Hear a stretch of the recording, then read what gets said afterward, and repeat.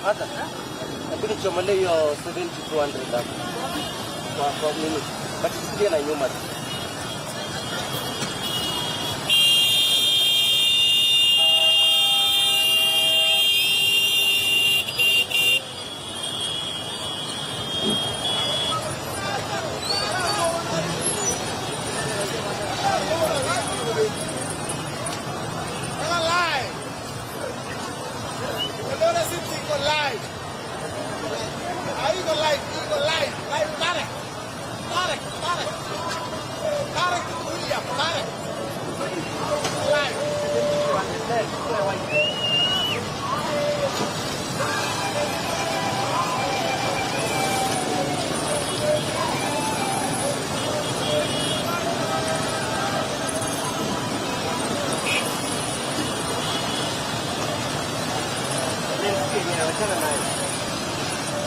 Pagi yang buat saya kuah.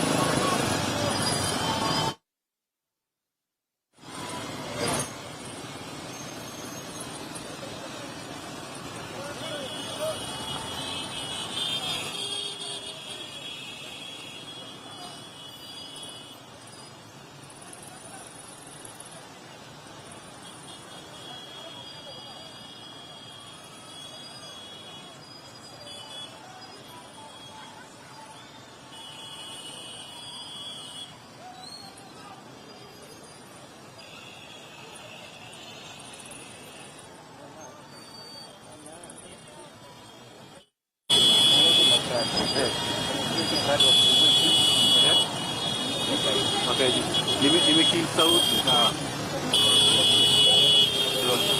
Sasa hii watu hiki Prado wangekuwa tulikuwa gold wote, hiki Prado wakae juu. Hiyo ndio picha. Ndio tukifika sao.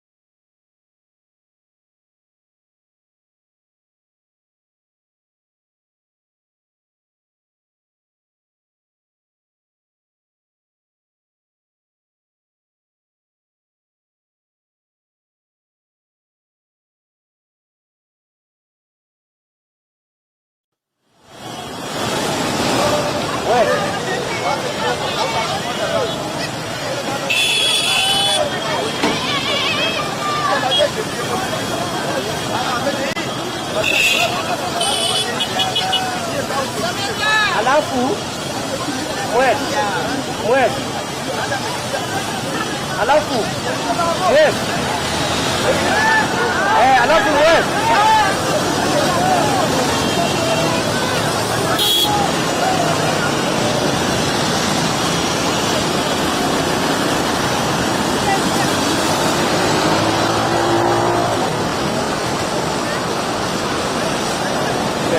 atas Skyland.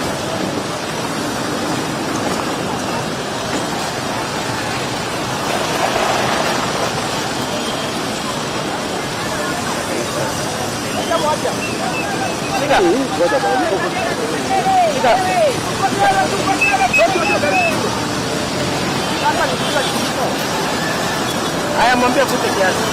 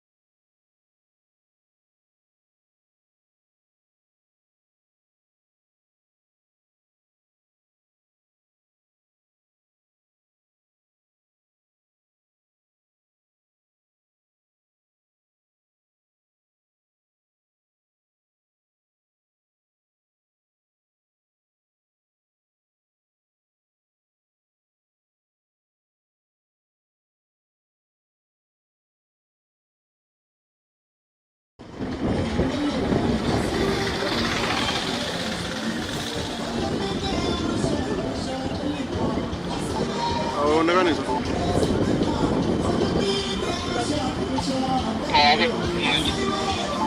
Ndio ile wanatufuata, wako mbali sana, wako kwa kona huko mbele, huko nyuma.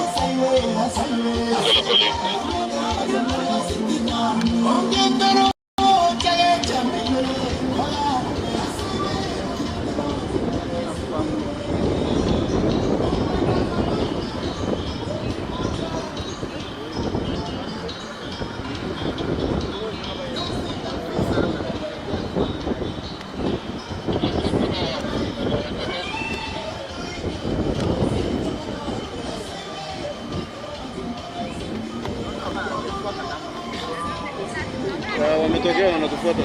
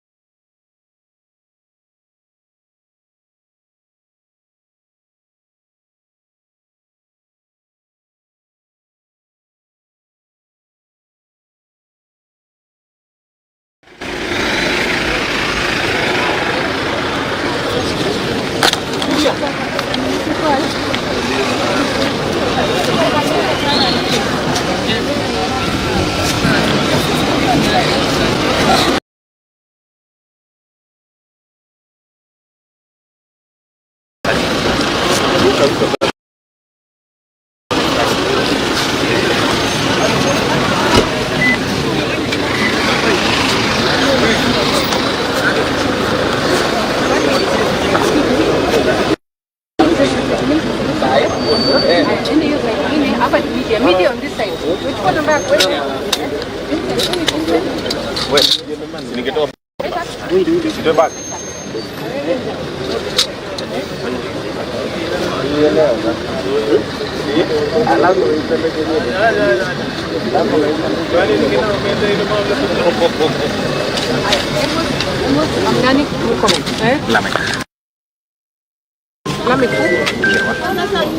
Turudi nyuma kwanza. One by one. Wewe fuata line hiyo. 7478. Wale kwa moja. 8. Sudi. Yes, with this one. These three. Please take your first right. First right mwende kwa hiyo tent media. Mademu tukiona mademu. Jina ba. Elvis, yeah, Elvis. Elvis Costa. Madam. I'm taking media on this side. Media hapa. Wewe video unalenga hivyo eh? Pops.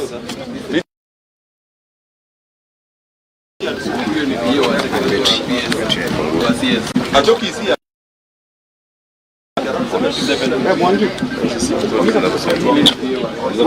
Okay, thank you.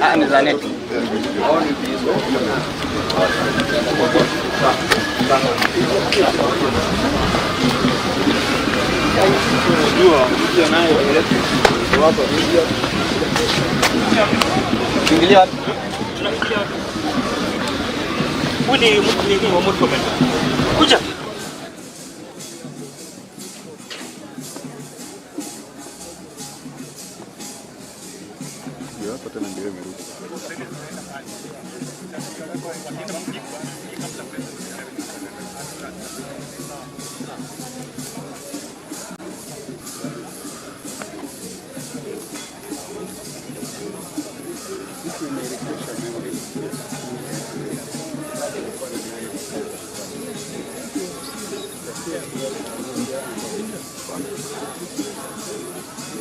Unajua boss aliwapatia flag wa Kenya.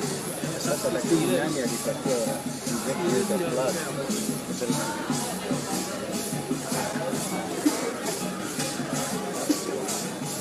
Hata sisi kule. Ndio? Kota. Usiwe ndo ulikuwa buche. Kuna hii. Change president.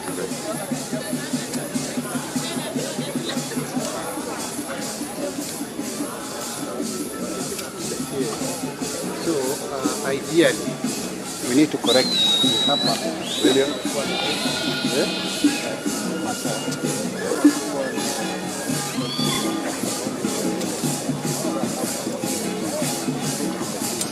Yeah, Ruto. No, it's not yes. Kuna mkimbiaji mmoja hapo ndalimpea. Chairman. You know now, you know it is a reverse. We are reversing. They are returning the flag. So who is it? Part of This is here. yes. So this is the president gave to. Where did he get the Hello. flag? Hebu niite hapo Samtere. Where did the president get the flag? Who gave it? Mwambie kuja haraka haraka hapa kuna hapa. Yes, that is why the flag should go Mwambie kuja haraka haraka hapa kuna watu wame overcrowd. You tell me.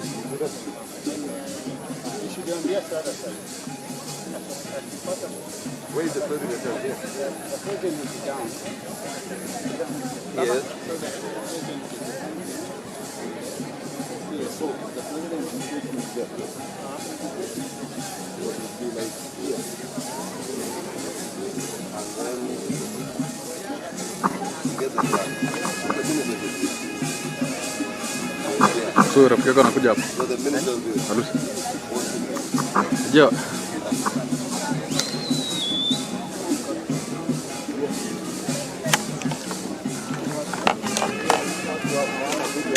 Ndio nimeita saa makuja ya dini saizi awatoe hapo. Kama una video nje huko nyuma kabisa. Ni video, si still video peke yake ndo anakaa hapo. Mayo. Sam. Hebu kuja huko mbio bana. Kuna watu busy body wamejaa hapa. Hebu kuja watoe. Kuja. Kuja watoe, hivyo ndo Maya amesema, ukuje watoe wote. Kuja. Boss. Mimi siko hapa. Nimekuja tu story hapa.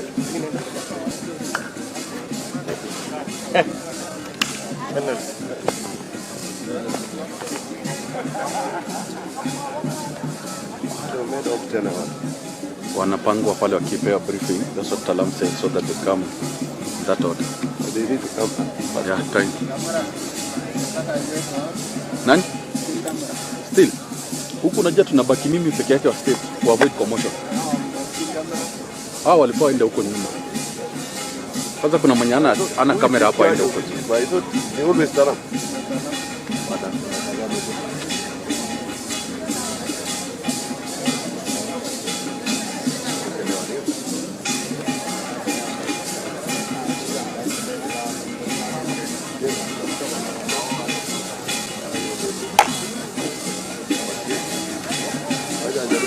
Sam, wacha huyu peke yake abaki. Mwenye ana kamera toke hapo tafadhali. Kuna mwingine anamwona nataka ni reporter aende huko.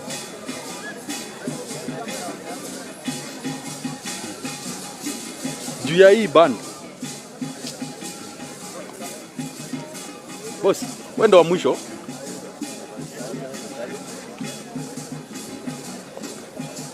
Sema eti. Mambo. Bwana mmetuhangaisha. Mimi? Kuna mimi sihangaisha. Kwa nini gari bwana tunakuwa gari? Unajua tumefika Gorum sasa. Mimi sikiza. Sasa ni mute hapo. You know what I say?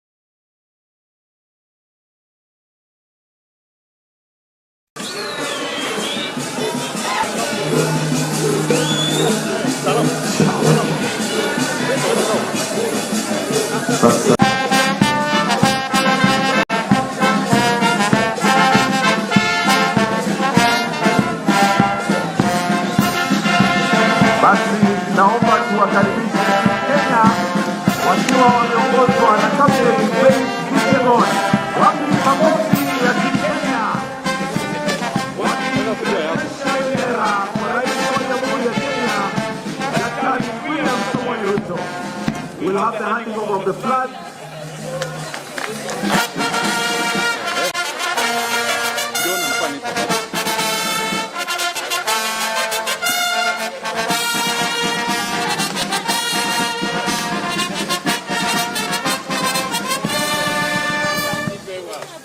Athletes are requested to all face the band as we prepare to have the national anthem, followed by the East African anthem, the Kenyan national anthem.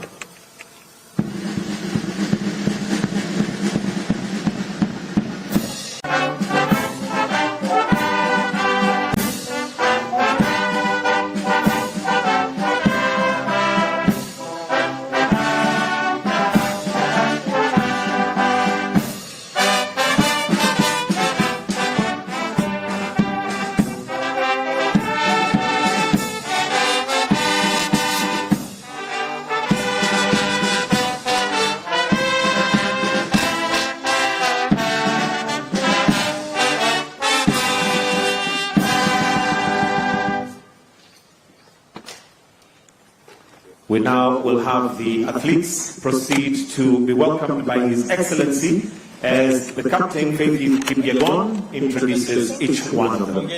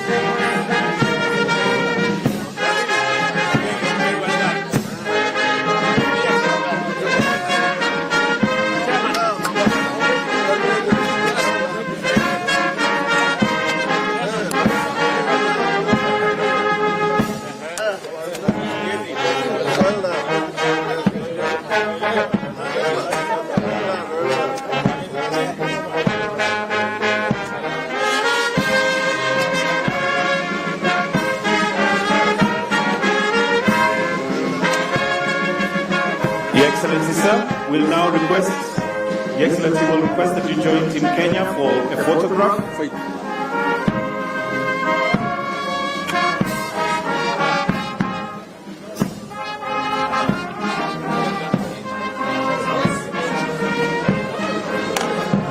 We have two photos. The first one is the whole team. The second photo will be with the medalists. Real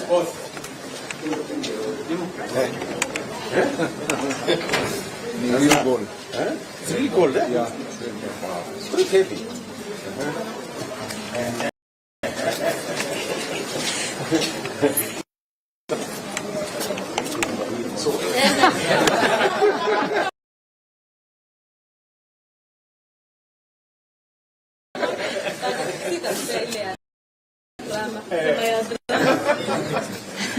Congratulations, eh? So,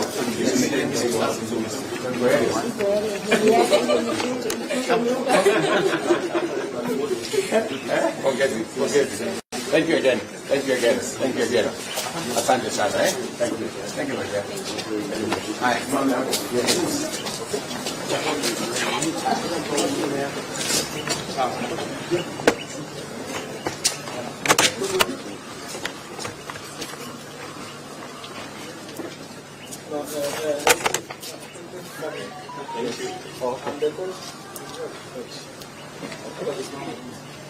Very good. Are you seeing everybody? A smile for the camera. Very good. The next photo is without the officials, just the team, without the officials kindly. Just the team. Very good. What are you saying? Just the team without the officials. That's the photo. Then the last photo will be with the medalists only. Very good. So we kindly request that the rest of the team, we may proceed to your left to exit. We leave the medalists with His Excellency. Thank you. We may kindly usher the rest of the team to the breakfast session.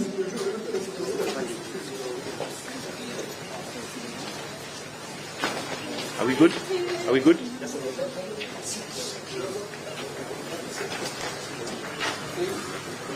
Very good.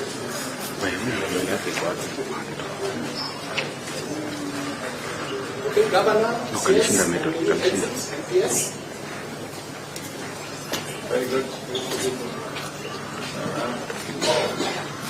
So with individual medalists. So we have all six on the side. Start with the captain. All the medalists together. Yes. Very good.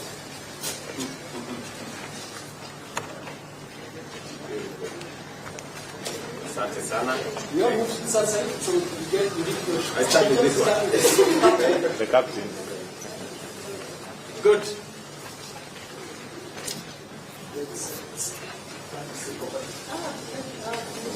Very good. Good. Okay. Great. Look at that. Very good. My friend, very good. Very good. Thank you. Boss.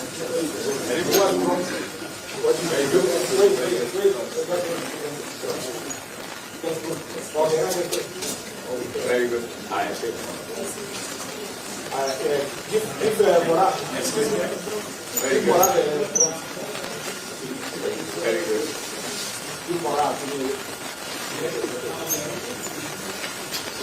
Mora, how are you? Very good.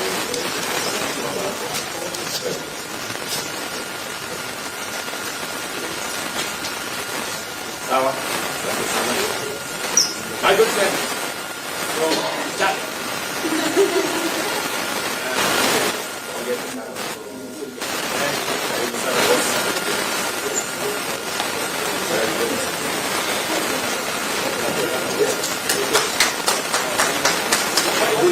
One more.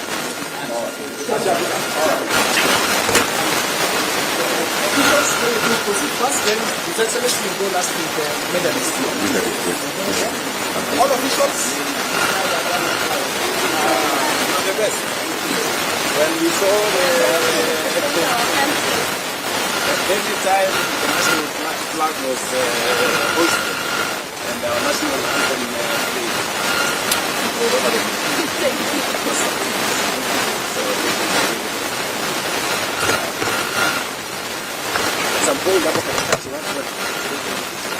They are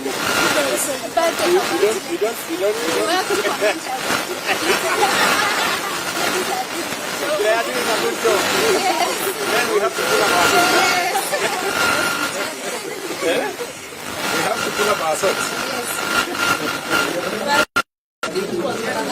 Is it? My goodness. There's something else, eh?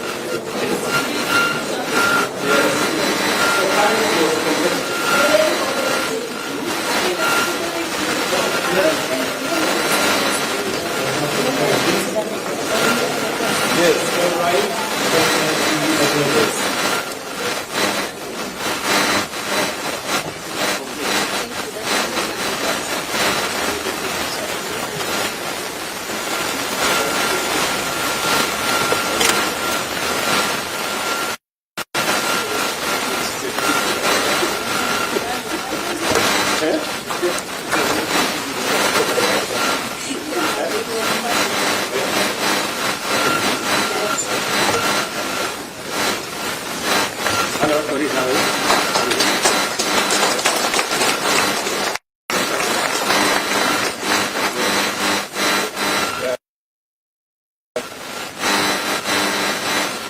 And I'll request that you remain standing while we start with a word of prayer. So I invite David Khan, who is a former world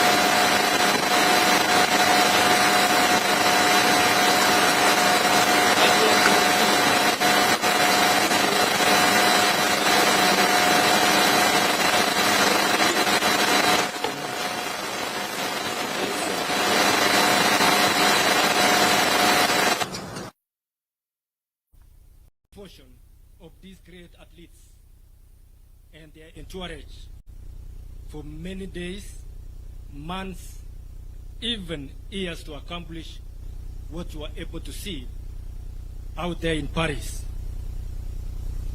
But it is such a responsibility that we take with great honor and pride, donning our national colors for our motherland at the parade of nations in Olympic Games. For these and many other reasons, I can confidently report Your Excellency that this team that went out to Paris 2024 Summer Olympic Games gave their very best to fulfill that mandate that you gave us. Obviously, we as a nation or as a country have participated in many Olympic Games, and the citizens of Kenya rightfully demand more from our athletes whenever or wherever they go outside there to compete. The team before you, in our assessment, performed exceedingly very well, and we appreciate them this morning. We remain very grateful for the government and other partners of sponsors which came forward to support us to achieve what we have achieved. We defended our pole position in Africa as number 1, ranked well above many hugely endorsed global nations, and truly fought a good fight to keep our flag high. It was because of this exemplary work of our athletes that Kenya House, set up in the heart of Paris, received thousands of visitors keen to know, meet, and greet these incredible athletes, a true sports tourism promotion that I've never seen it before. Your Excellency, our work towards the next Olympic Games, including the first ever Olympic Games in Africa, in Dakar in 2026, Youth Olympic Games, it starts immediately. And we seek to work very closely with our government, and we seek to work and other parties towards this great journey. We wish to implore the government to support these efforts, especially local and international technical programs, because that is where we are lacking. When it comes to technical, we need to see that if it is possible, and I think it is possible for the government to link us, especially when it comes to parts of the world where they have these activities for us. Youth programs are also very vital ingredients for sports development and sustainability, and require government support, especially now as we shift gears towards the Dakar 2026 Youth Olympic Games. Your Excellency, most sports federations operate without, and this is true, had been around for some time, that most of our federations, they don't have any physical offices, and it could go a long way if they could be given office space at our national stadiums, which we have, and especially at Nyayo and Kasarani, so that they can facilitate them to ease the accessibility and promote better services and governance at the same time. We have no doubt of this enhanced collaboration and partnership opportunities with and from other governments. Thank you once again, Your Excellency, for inviting and hosting us in this promptly well-prepared reception for all of us and in honor of the assignment that you gave us. Your Excellency, thank you very much. I think this team, they deserve this. Thank you very much, and may God bless you.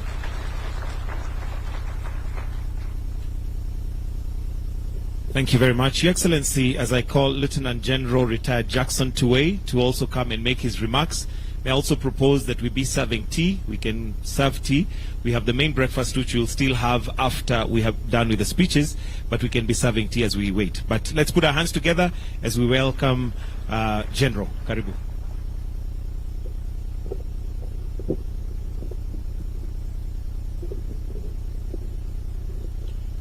Thank you very much. Your Excellency, the President of the Republic of Kenya, the Deputy President, all the protocols observed. Your Excellency, the President of NOC, Paul Tergard, has said all that we wanted to say here.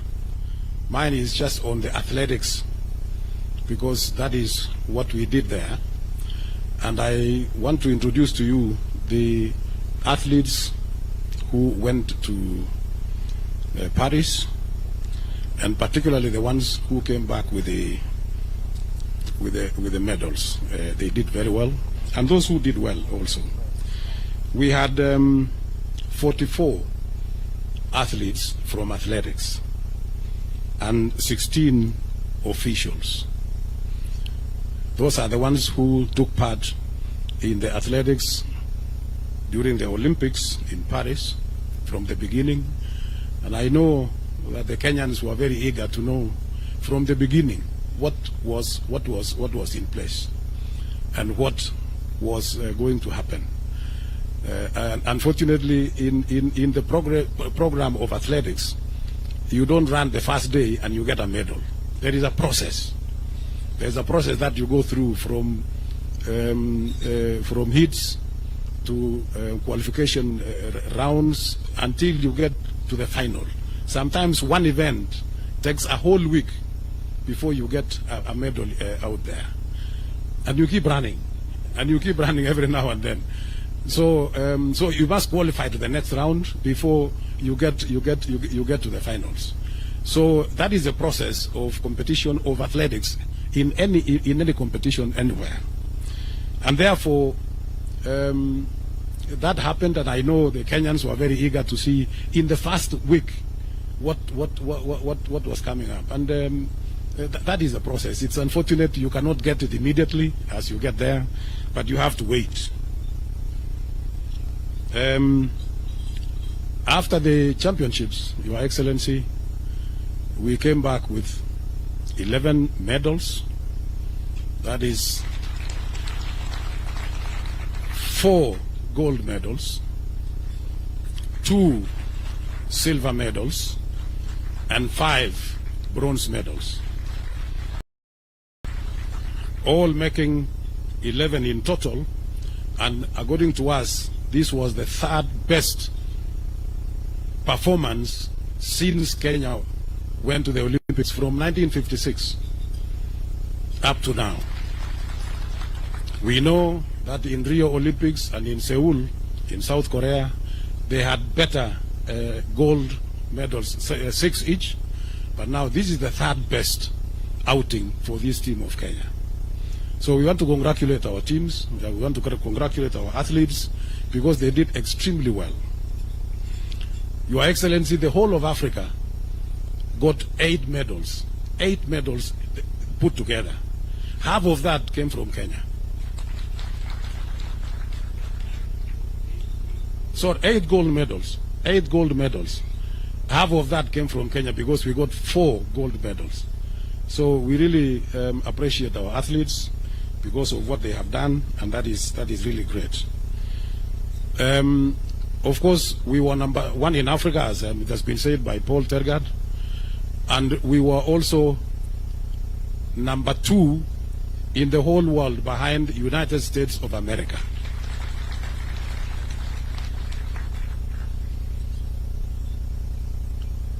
The athletes who brought him back with that achievement, allow me, Your Excellency, to introduce each one of them. First of all, we had Beatrice Chebet, and Beatrice Chebet came back with 2 gold medals. Your Excellency, if I may introduce Chebet slightly more than that, the first time Beatrice Chebet took part in athletics championships was in 2019 in Aarhus in Denmark during the World Cross Country, where she won. She has actually never lost a single event. Last year, during the World Cross Country Championships in Bathurst in Australia, she also won in the cross country. This year, Your Excellency, again in the World Cross Country in Serbia, Belgrade in Serbia, she won in the world. And now she has repeated for the first time. We have had one athlete, one female athlete, who has brought in 2 gold medals in any Olympics. That she is the one who has brought this. So we are very happy. We are very grateful. She is a young athlete. She is only 24, and she has done extremely well. Again, we saw yesterday the Inspector General of Police promoted her to the rank of corporal. So congratulations, Beatrice, and thank you so much. Next, Your Excellency, is Faith Kipyegon. Again, she also came back with two medals, 1 gold and 1 silver in those events. So these are great athletes who have represented this country, and they have been very, very patriotic in their own way of doing things. We know Faith at one stage was a little bit disappointed because of what happened, and I'm sure you must have seen, but we had to make sure that everything else went on well. So congratulations. The other gold medal is Emmanuel Wanyonyi. Your Excellency, Emmanuel Wanyonyi has just graduated to the senior level. He was in the youth category until three months ago. So now he has graduated. He is now in the senior category, and he is the first time that he has won in the Olympics 800 meters gold medalist. Congratulations. Then we had Ronald Kwemoy. Ronald Kwemoy, Your Excellency, was running 5,000 meters. He came back with a medal, a silver medal. Then we had Mary Moraa. Mary Moraa, 800 meters, actually the defending champion. She came back with a bronze medal. Then we have Faith Cherotich, the young girl. That was actually our youngest girl in the team among the 44 members of athletics, and she was running steeplechases, 3,000 meter steeplechases, came back with a bronze medal. Then we had Benson Kibiwot, Benson Kibruto in the marathon. Benson Kibruto in the marathon. Congratulations, a bronze medal. Then we had Abraham Kibiwot, 3,000 meter steeplechase. He did extremely well, came back with a bronze medal. And then we had Helen Obiri, who is not here. She went back, Your Excellency, to her training base in the United States of America. She also won a bronze medal. And I think I don't think I've forgotten anybody. So that is the team that went, and of course the other team. As I want to join my colleague Paul Tergat in saying that they did extremely well. They tried everything possible, and they did very, very well. So I want to congratulate all of them for that great achievement. We know it was not easy. It was not easy, but at least you did well, and we came out of all that we were number 17 in the world.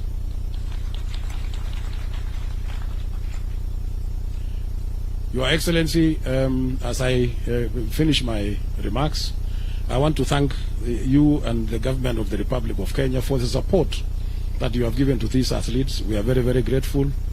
We want to thank the ministry for the support that they have given us through the fund that has also given a lot of support.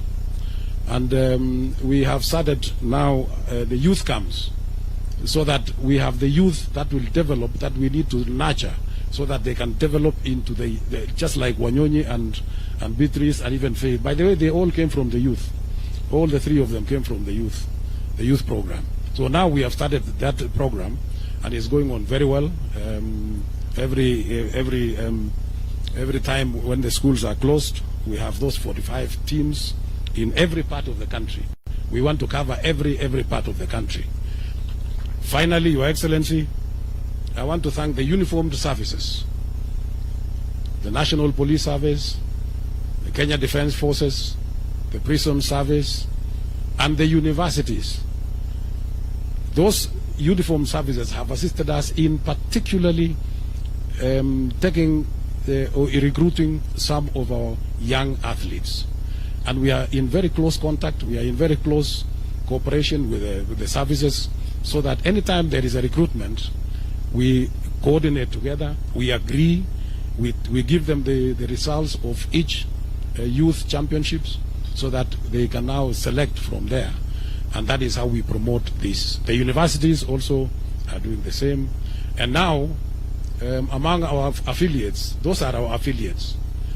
Now we have invited newer affiliates, so that we can then take our level, our championships to a different level. There are three, in fact 4 we are invited. One is National Youth Service, because they have got a lot of youth who are not our affiliates. So we have invited them. Next year they will be in our championship. We have got Forest Service that are going to be our affiliates as well.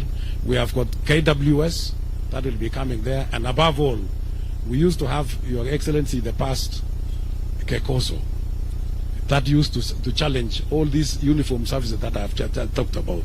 Now they are also coming back, and we want to welcome all of them. So we are expanding. We are expanding, and we want to see that everybody, we get every chance from every part of the corner of this country to make sure that we get everybody to come and compete in athletics, and we get them. So from the youth, from the schools, from the colleges, and all the institutions, then we will be able to pick the best out of the best. With those few remarks, Your Excellency, thank you very much. Once again, I want to thank all the Kenyans for the support that they have given us, and we wish you all the very best of luck. Thank you.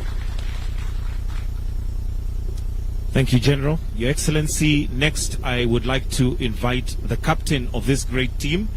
And ladies and gentlemen, we have the first bite of the cherry, so I want us to give her a very, very warm welcome. Faith Kipyegon, as she comes. Come on, let's give her a wonderful round of applause. Welcome.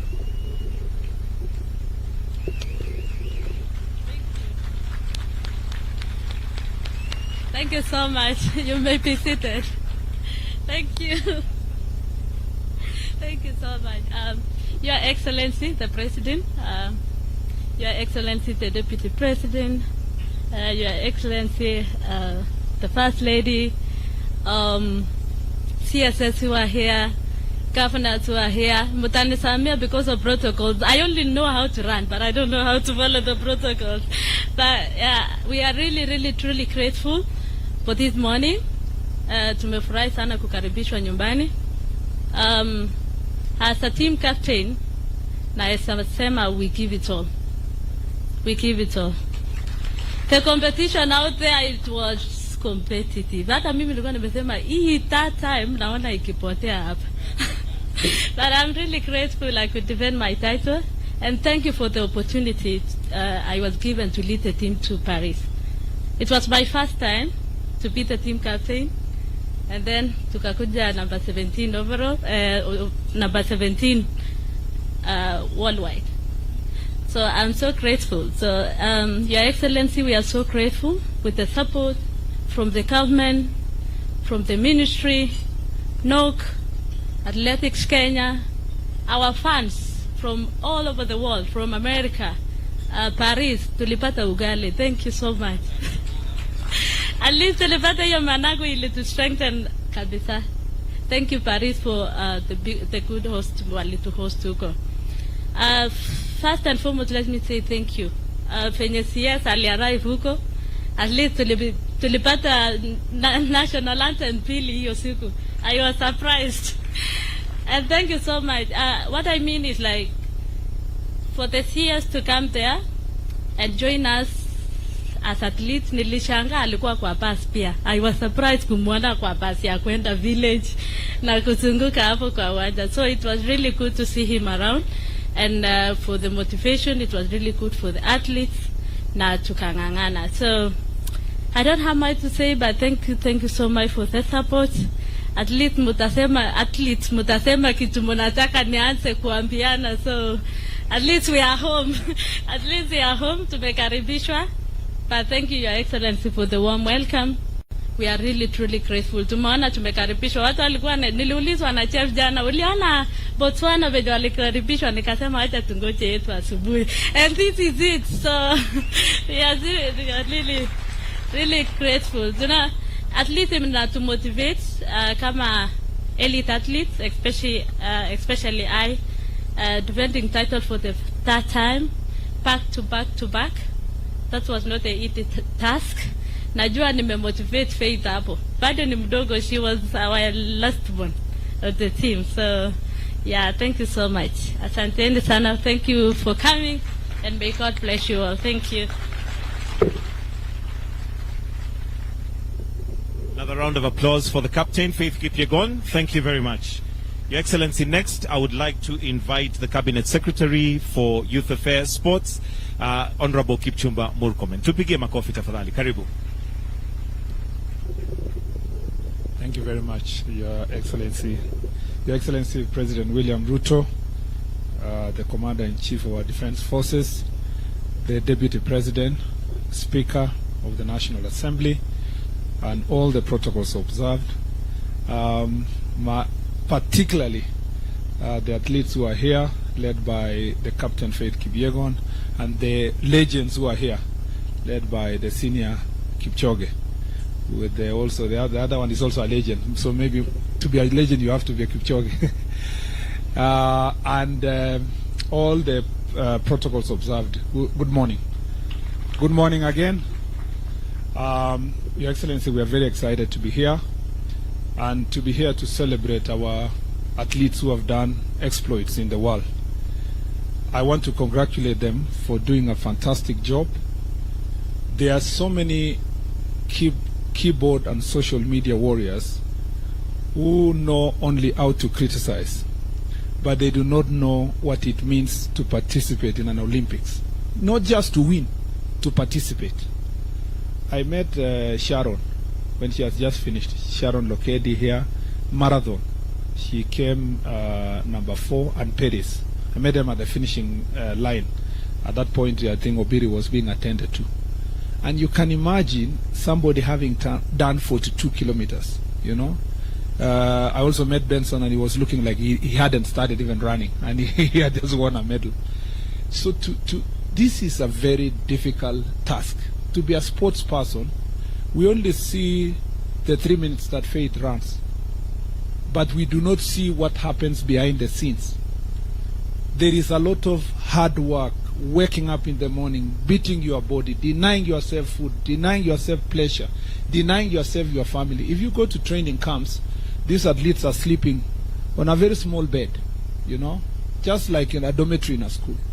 The sacrifice they make so that they can reach where they are is immense, Your Excellency. I schooled with athletes, and I know what the effort they put. And I want to say, when I say congratulations, we mean it. Congratulations. For you to have even participated in the first place, well done. There are countries, Your Excellency, who do a major celebrations for having qualified to go to Olympics. I mean, to just qualify to be there, so that they say, you know, it's country X and Y. And for our country, I think for far too long, because of the part that was prepared by our athletes in the past, it's become so obvious we expect to reap even where sometimes we do not sow. And I think we want, as a government, as a ministry, to be more deliberate in supporting our athletes to make sure that when we come to celebrate like this, at least we can trace the path that we have supported them. And I know, Your Excellency, you have been very deliberate since you came to office, and you have been very firm to say that the sports fund must continue supporting our athletes and support sports. And we are going to continue that path. We are going to go to the grassroots. We are going to work with team. We will invite the private sector. We want as many players as possible to support our sportsmen.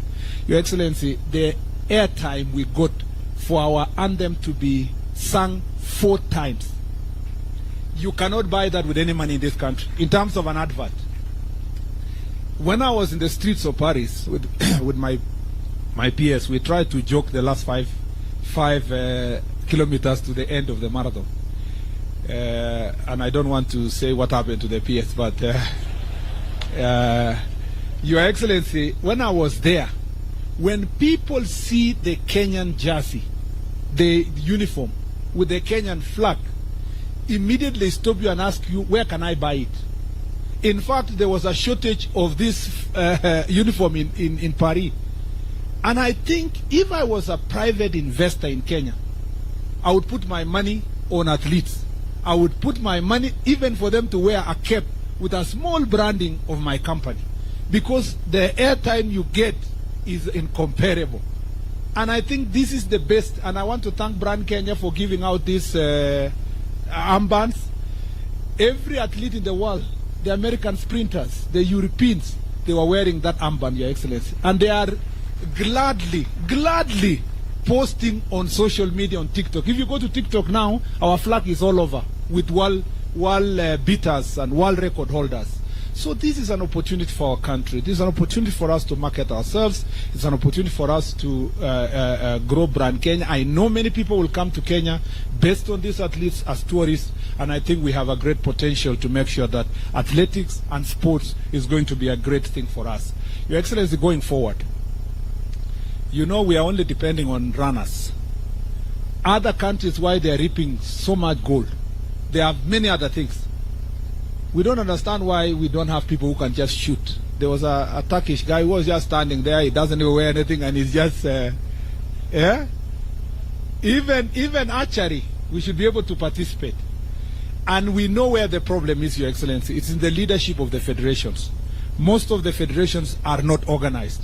And as a ministry, we want to promise that the federation for swimming, for badminton, for these archeries and all this, we are going to call them, we organize them, we support them, so that in 4 years we have more disciplines participating in the next Olympics. We need to return the days of Wangila with boxing. You know, Your Excellency, we used to win medals in boxing and all these other areas. If we do so, I have confidence that if we prepare ourselves as president of NOCSAID and our president for AK has spoken, in the next 4 years we will come back home with better medals. The last thing I'd like to say is that, Your Excellency, we thank you very much for being of great support, for following this team personally, for making phone calls to find out what's happening, and for having sports in your heart. Thank you for the investment you have already put insofar as infrastructure is concerned. We'll be prudent in supporting that infrastructure. We'll make sure that our athletes, the other day CNN covered our athletes training in Camarines Stadium in a very deplorable state.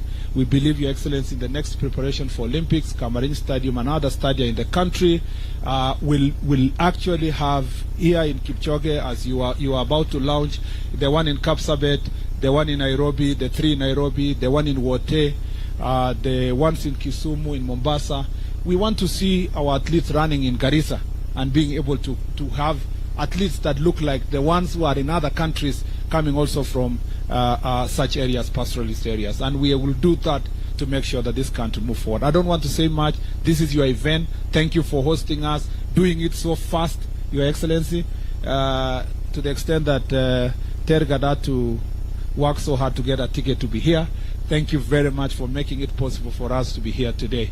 Without much to say now, let me take this opportunity to invite His Excellency the Deputy President to speak after invite you to make your remarks. I thank you, Your Excellency.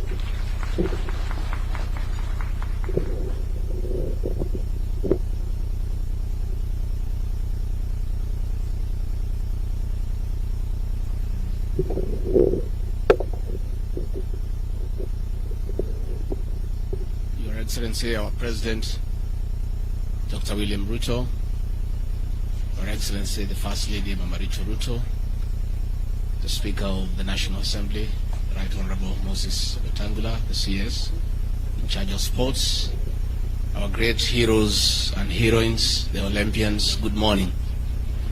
Your Excellency, what a beautiful day, what a moment that we are here today, that our Olympians have arrived here, having honored the country, having dignified our country, and their president is here to receive them in the City of Champions, and later on award a charter to the status of this great Eldoret as a city. It's a momentous day. Your Excellency, these heroes and heroines have done our country proud. And the Olympics is always a unifying moment for the people of Kenya. As Kenyans watch the TVs and the national anthem is sung, there's a lot of nationalism and patriotism, and we really want to thank our athletes for the dignity they have accorded this great country. I want to encourage you to continue carrying the name of our country high. It's only probably these officials can engineer the rules, because the people of Kenya are normally very patient. The people of Kenya would like us to go straight to the finals and get the medals. If it were possible, I think it's something you can work on. Because even that impatience that was there is because they don't know that process. That for you to get the medal, you need to go through many processes. They just want the medal and nothing else. If that can be reworked, I think it can satisfy the people of Kenya. I don't think it is possible. I was telling the president this morning that in this country, if criticism was a sport, we would win all the medals. As we were waiting for the medals, all manner of critics in social media were all over hammering us. We are not doing well until the medals started coming. But I don't think the Kenyans were meant bad. I think they just won the medals. So we just have to bear with them. Finally, before I call the president, is to tell our athletes, our heroes and heroines, this sport comes with some little bit of money. Please invest it well, so that you live a good life after you retire. I did not know that this running had come with some bit of money. If I had known when I was young, I would have been a gold medalist. I did not know iko pesa hapo, lakini sasa tumejua. So we are talking to our grandchildren to start getting interested in running, because it comes with a bit of money. Please invest, and invest well, so that the name that you carry is dignified throughout your life. It will be very sad that after you are gold medalists, you have been to the Olympics, later on in life you are struggling, and people are asking what happened. That is a man, a woman we knew who was a champion in the whole world, who is struggling like the rest of us here. So please invest, and invest well. So let me take this opportunity now to ask all of you to be upstanding, and as the president to come and give his personal congratulations, and also congratulate the Olympians on behalf of the country. Mr. President.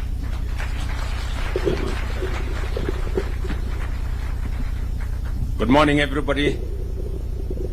Team Kenya hoye. Mbona sikii sauti yenu na amko wa Olympics? Ninyi wabunge, nani, kila mtu mwenye ako hapa, sauti yenu ipande juu. Team Kenya hoye.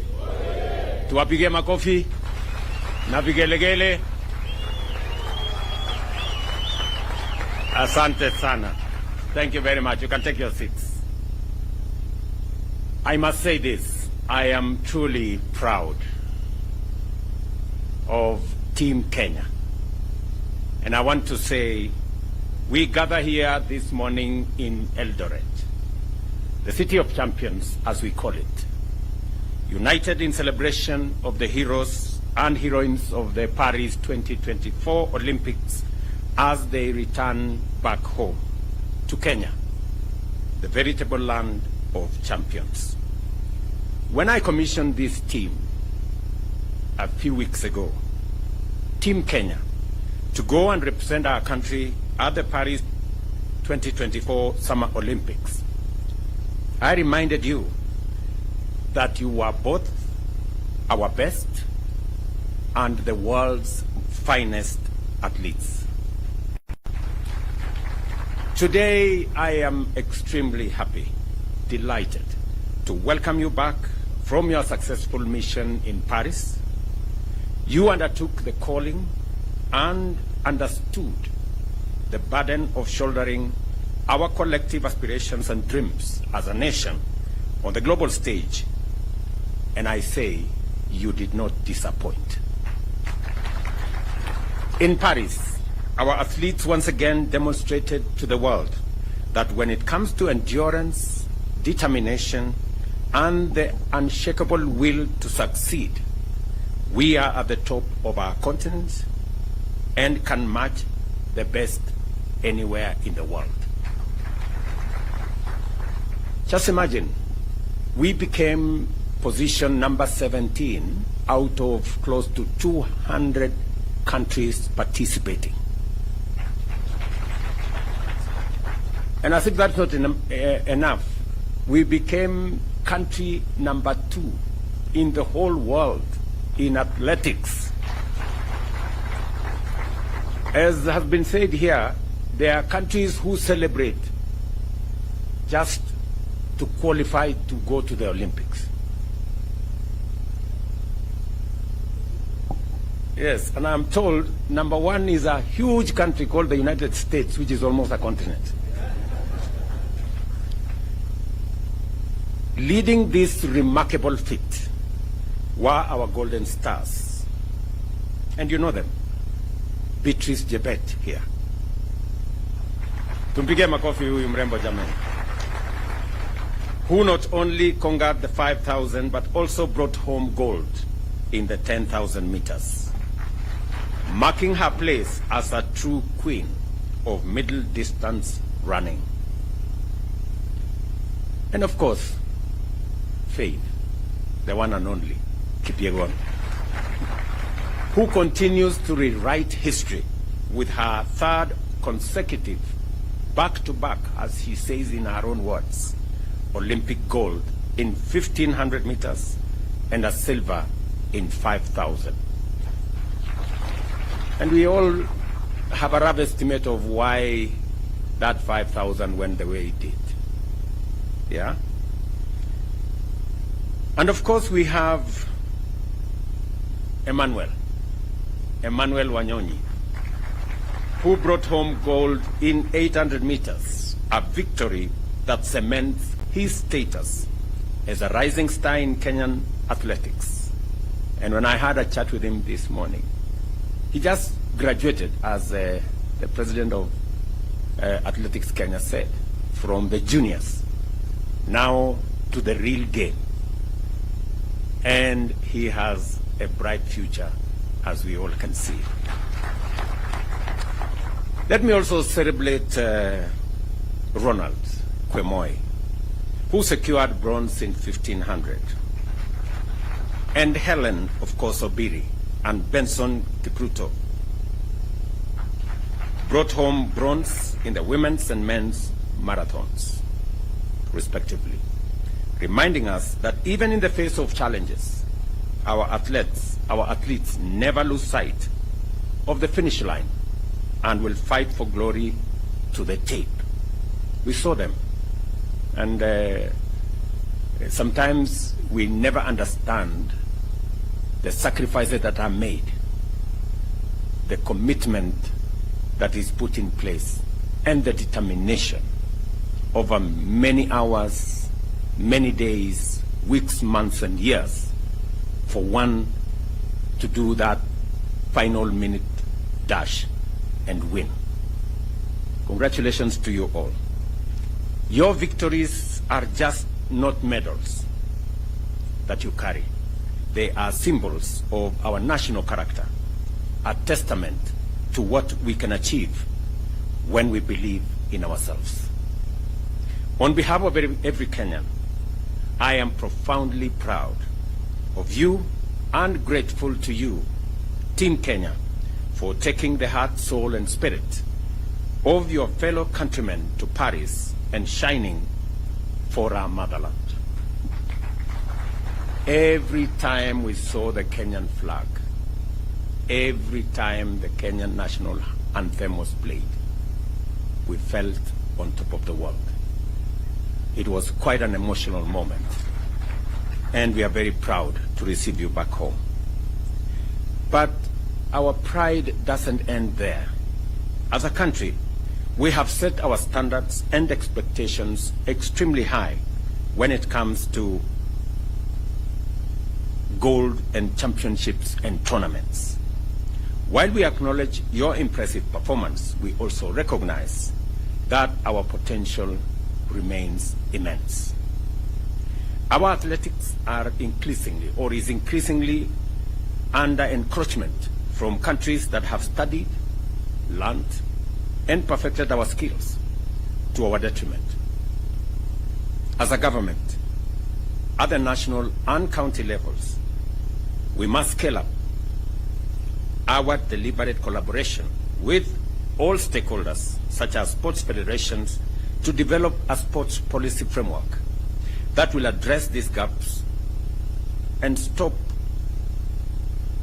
what is going on so that we can progress our sports ecosystem to the place where we all want it to be.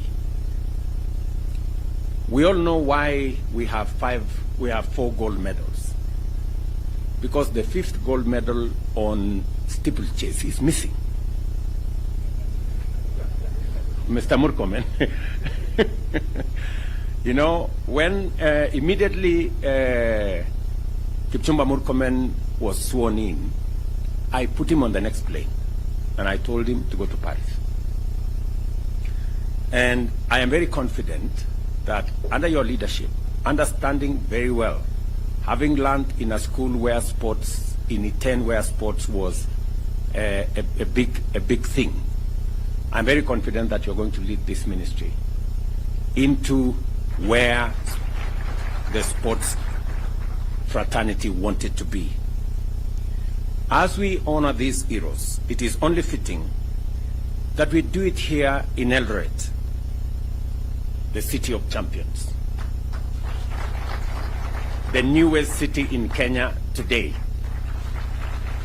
And there couldn't have been a better celebration of Eldoret city than to do it with these Olympic champions.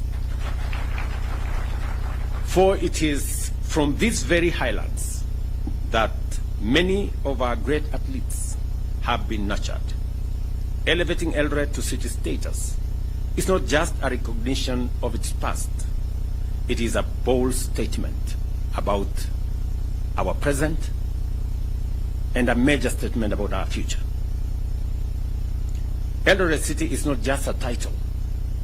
It is a brand that resonates with excellence. It represents the journey of a young athlete who, with nothing but a dream and a pair of running shoes and the support of a community, can rise to become an Olympic champion. It is here in Eldoret that the heart of Kenya's athletic success beats strongest. And it is here that we reaffirm our commitment to nurturing the next generation of champions. As we celebrate both our Olympic champions and the birth of the city of champions, let us remember that we are all part of this incredible journey. Together, we will continue to soar to new heights, for Kenya is and always will be the land of champions.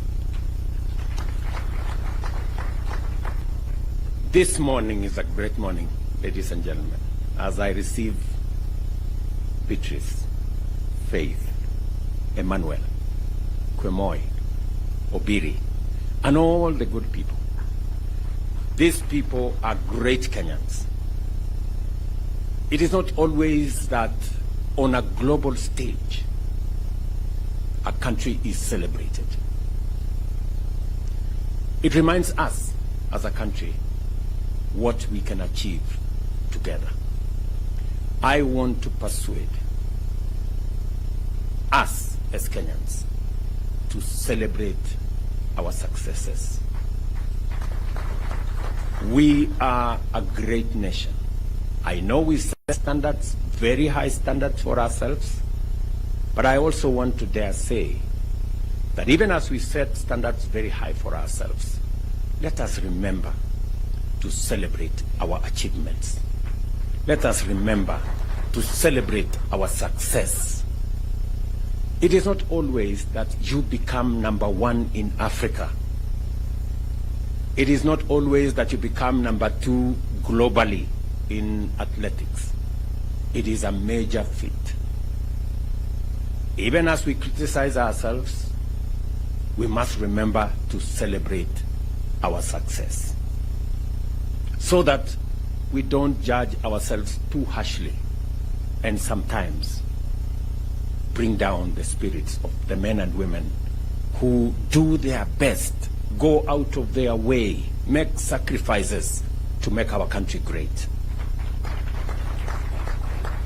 In our midst, we have great men and women. We have Kipchoge Keino here, a legend. Huyu mzee tumpigie makofi jamani. Can we celebrate Kipchoge Keino? Wapi nduru ya huyu mzee jamani, Kipchoge Keino. You know, we have always known Kipchoge Keino. In fact, many people think he is in the league of Vasco da Gama because he's part of our history. He's part of what we learned as we grew up. The fact that he's still here in our midst is a great testament of what sports can do to a person. Congratulations, Mzee, and we will continue to celebrate you. We have great sportsmen. Just seated next to him is a great medalist, gold medalist. Yeah? Ezekiel Kemboi. Tumpigie makofi Ezekiel. You know? At one point he was called Babayao of sports. Yeah? And of course we have the great man who is now the president of our NOC. You know? Paul Tergat. Pigeni makofi. And we have many. And what do I say? You know, about the man who tells us, no man is unlimited. Eliud Kipchoge. Yeah? Eliud is a great legend, you know, and I know how people were disappointed. You know, many people, you know, made all manner of comments. How can Eliud not finish? You know? But Eliud, we celebrate you. You have held our flag high. You are a great Kenyan. You are a great legend. And many of the other athletes, please, people, let us celebrate these men and women. Let us criticize them less. They do a lot. They go out of their way. They make sacrifices to make our flag be flown in capitals around the world. Right? Tafadhali, you know, I know we set for ourselves very high standards, but we must be careful to know that when we are successful, we must remind ourselves to thank God and to celebrate and to appreciate. So I am very happy this morning, really, that these great men and women have brought success to us. They have brought glory to our country. We are celebrating here, and we should never, ever take for granted. You saw the kind of celebration in Botswana for 1 gold medal. 1. We have 4. you know. And if you read some places, people are criticizing, oh, you know, our team did not do very well. I don't know what.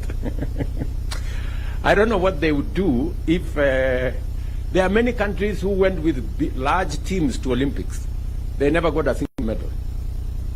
You know, out of the 8 gold medals in the Olympics that came to Africa, 4 came to Kenya.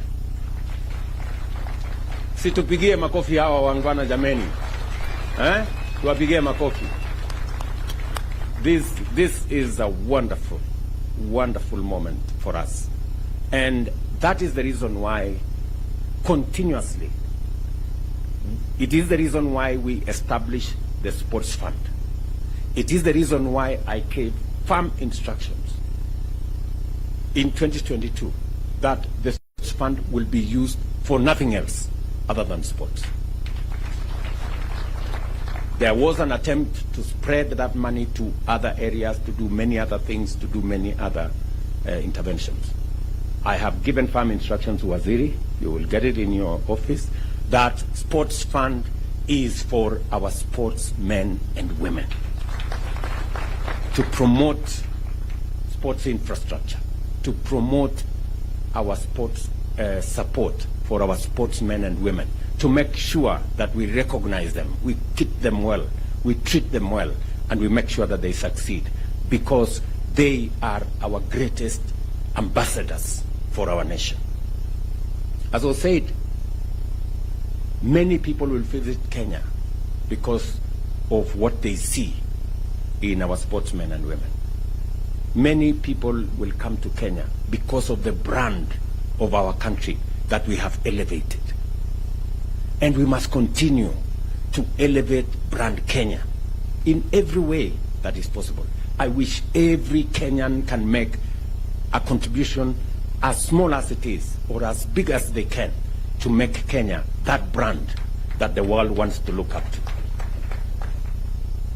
And we cannot brand Kenya by doing negative things. We can only brand Kenya by doing the things that the world can celebrate about us. And I am very proud this morning, almost emotional, that these sportsmen and women are making our country great. Look at Beatrice. You know, with her small body. You know. And she has made the whole world to stop and play the Kenyan flag. Can we celebrate this girl? Really? This girl, Faith, has done it countless times. You know, it is not always that, in fact, you will give me the statistics, General Tuwe, whether there is another human being who has done one gold consecutively in 3 Olympics. It is very rare. You know? So Faith, we celebrate you. You know, you are a great Kenyan, and we appreciate what you're doing. Look, this is the correct brand of what we expect of people. Mpigeni makofi jameni. You know, these are the great Kenyans. Thank you very much, Emmanuel. You can take your seat. You know, look at Faith, the last born of our team, right there, you know, with a great future ahead of her. You know, let us celebrate these good people. And the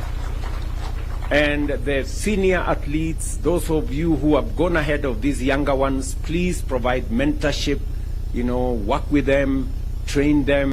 And the Ministry of Sports, because we already have made the policy position known that apart from the sports infrastructure that we have put in place for all our sports, we need to expand and diversify our sports so that when we go to Olympics, we can get more talents rewarded. We can get more young people participating in different sports, being part of this great celebration.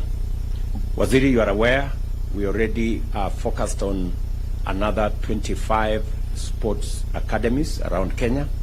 I expect that to be done by the School of Tibet with other professionals, so that we make sure that we nurture talent from youth, from the bottom going up. The reason why we are expanding our sports academy to 25 different places in Kenya is so that, like the way, you know, Wanyonyi has come through, Faith has come through, Beatrice, from the juniors, that is where we need to build more talent, even in our football and all the other sports. We must begin to build it from the bottom so that we can harvest and harness as much talent that is out there as possible and provide the infrastructure for training. It has been said here by Paul Tergat that sports is becoming very technical. We need a lot of technical expertise. We need a lot of training. We need a lot of science.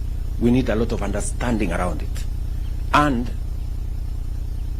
Kenya being the country that is foremost in our continent, we must actualize, internalize, conceptualize, and bring it to be in our country so that our talent can be nurtured. You know, you remember this good man who used YouTube.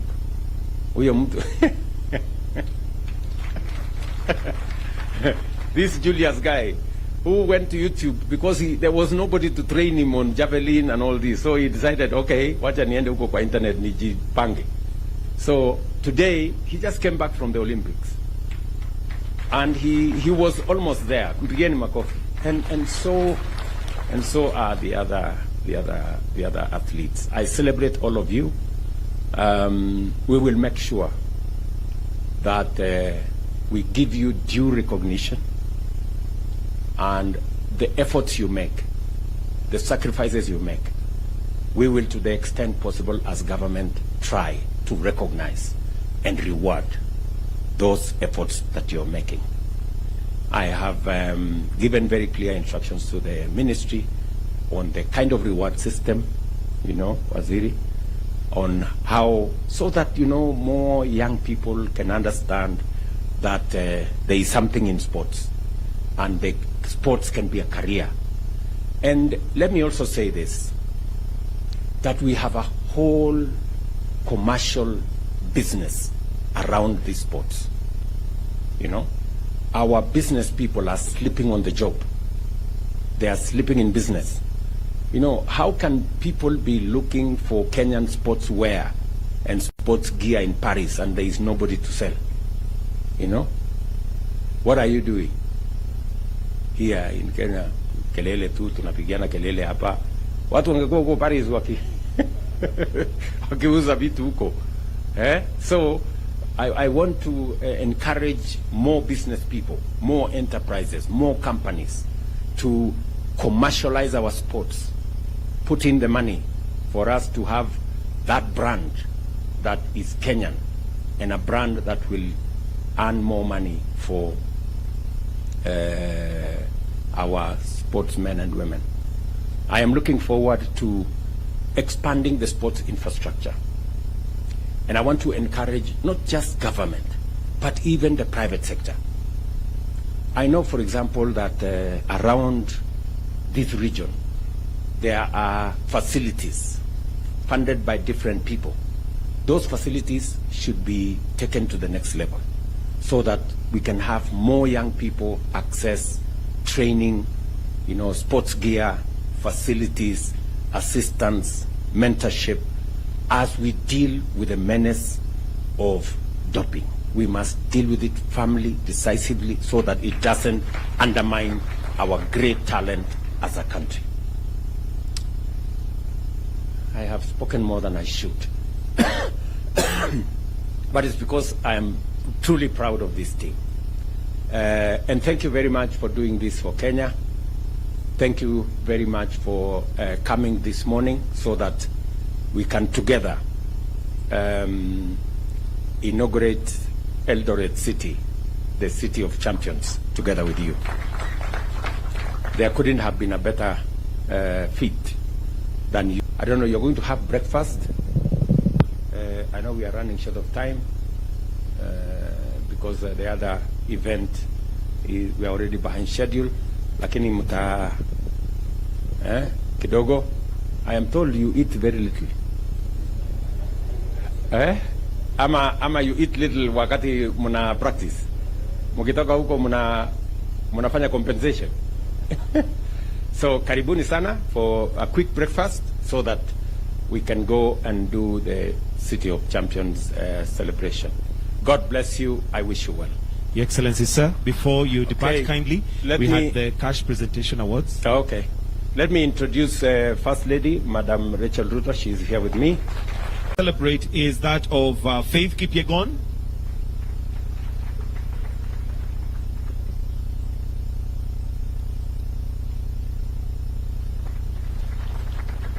And a fourth gold again by Beatrice Shebet.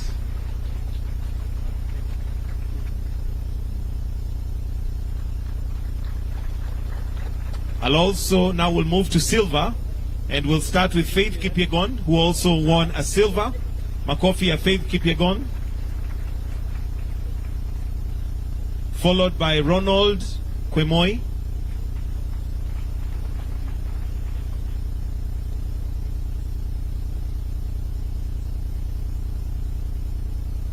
then we'll now celebrate the bronze medals, starting with Mary Mora. Makofi Mary Mora, Abraham Kibiwot,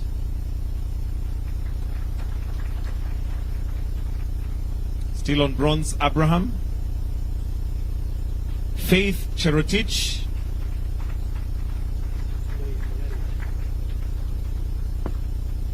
then Benson Kipruto,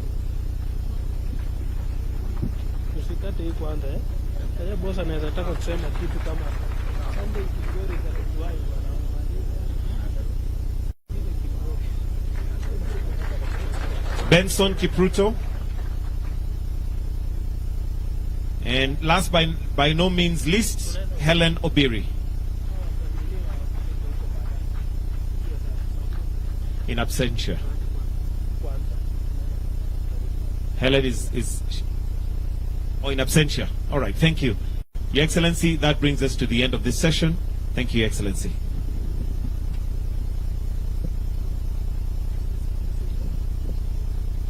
I am advised, Your Excellency, that the money is already wired to the account.